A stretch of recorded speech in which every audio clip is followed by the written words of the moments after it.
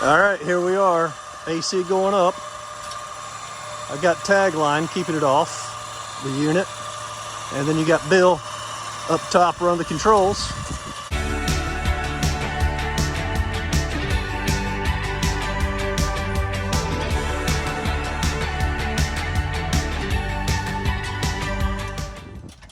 So he's gonna have to push it out more with your controller. And she's clear. Lean the ladder back down. Slide the box over some. And now I can join him. So there's the box. There's the gizmo.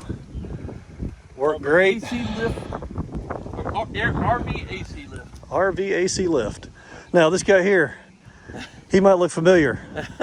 What, a little over a year ago, you were a driving student? A year and a half ago, yeah, driving school. And what have you done since then, Bill? I went to National RV Training Academy for 5 weeks, did the full program through there, did the solar, the generator, and the inspector program. How many weeks total? 10 weeks total. 10 weeks total. In Athens, Texas, and loved it.